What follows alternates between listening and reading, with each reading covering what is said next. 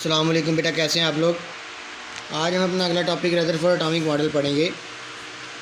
अभी तक हमने पीछे जो पढ़ा उसमें हमने देखा कि एटम के बारे में थ्योरी पेश की गई, प्लम पडिंग थ्योरी पेश की गई, जिसमें बताया गया कि एटम का जो स्ट्रक्चर है वो ऐसे है जैसे प्लम जिंदा पडिंग। मतलब है कि एटम एक गोल स्ट्रक्चर है जिसमें पॉजिटिव और नेगेटिव चार्ज पार्टिकल जो हैं वो स्टक किए गए हैं, जोड़े गए हैं।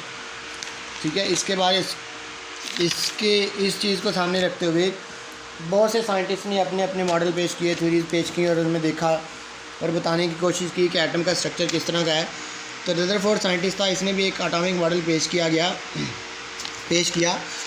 जिसमें उसने इसको Rutherford perform gold foil experiment, इसको गोल्ड फॉयल एक्सपेरिमेंट कहा जाता है क्योंकि इसमें गोल्ड फॉयल मतलब है कि सोने का एक परत, सोने की एक तय, बारीक तय जो है वो इस्तेमाल की गई थी।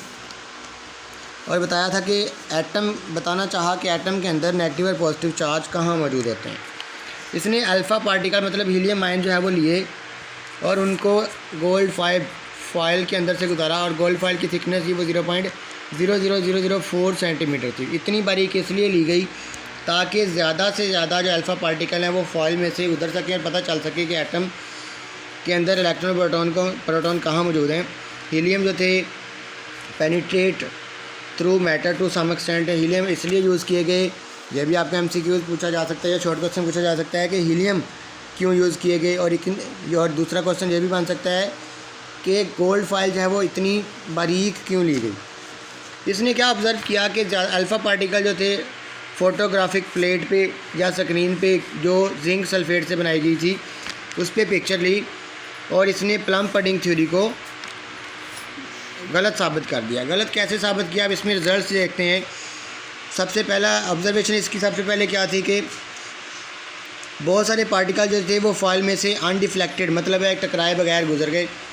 दूसरा ऑब्जर्वेशन ये थी कि तकरीबन 20,000 पार्टिकल में से बहुत थोड़े पार्टिकल जो है वो डिफ्लेक्ट हुए, जैसे कि आपको नज़र आ रहे हैं, टकरा के इधर को चले गए या टकरा के वापस चले गए, और बहुत थोड़े जो थे वो बाउंस बैक हो गए गोल्ड फॉयल से टकराने के बाद। ठीक है, अब इसने रिज़ल्ट्स पेश किए। रिज़ल्ट्स क्या थे इसके?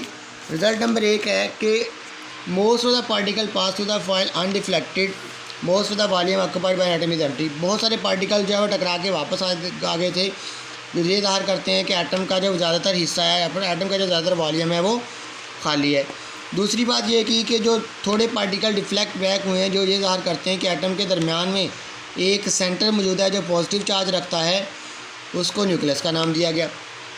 ठीक है, तीसरी बात इसमें थी जो कुछ पार्टिकल कम्प्लीटली बाउंस बैक हुए थे, वो ये ज़ाहिर करते हैं कि एटम का जो न्यूक्लियस है वो वेरी डेंस और हार्ड है।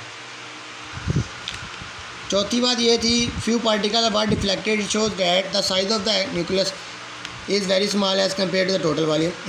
थोड़े पार्टिकल डिफ्लेक्ट बैक हुए थे जो ये ज़ाहिर करते हैं कि एटम का ज़्यादातर जो हिस्सा है वो खाली है और बहुत थोड़ा जो है वो न्यूक्लियस का साइज़ है वो बहुत छोटा है। उसके बाद अगली बात, जो इलेक्ट्रॉन है वो न्यूक्लियस के इर्द गिर्द रिवॉल्व करते हैं, वो न्यूक्लियस के अंदर नहीं पाए जाते। छठी बात इसमें ये थी कि एटम जो है वो एज अ होल न्यूट्रल होता है क्योंकि जितने नंबर ऑफ़ इलेक्ट्रॉन होते हैं उसके अंदर उतनी नंबर ऑफ़ प्रोटॉन पाए जाते हैं, इसलिए एटम के ऊपर कोई चार्ज नहीं होता, एटम न्यूट्रल होता है।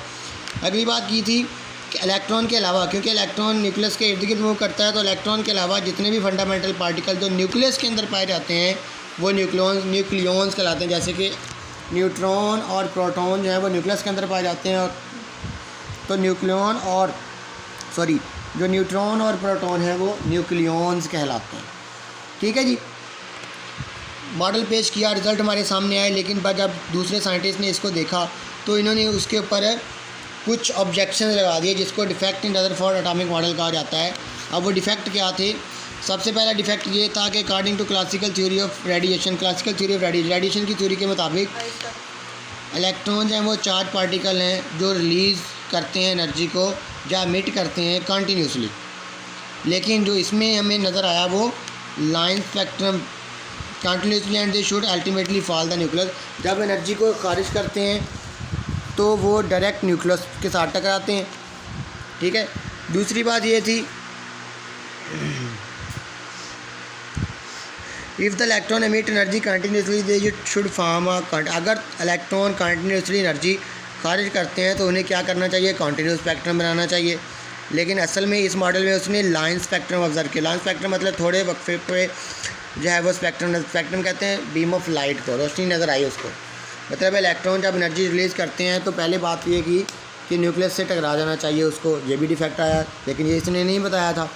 दूसरी बात इसने की कि जब इलेक्ट्रॉन लाइंस का कंटिन्यूसली एनर्जी खारिज करते हैं तो लाइन स्पेक्ट्रम आना चाहिए, लेकिन इसने कंटिन्यूस स्पेक्ट्रम आना चाहिए, लेकिन इसने लाइन स्पेक्ट्रम अपने मॉडल में ऑब्जर्व किया, जो कि एक ऑब्जेक्शन थी, और इसलिए रदरफोर्ड का मॉडल जो है वो रिजेक्ट कर दिया गया।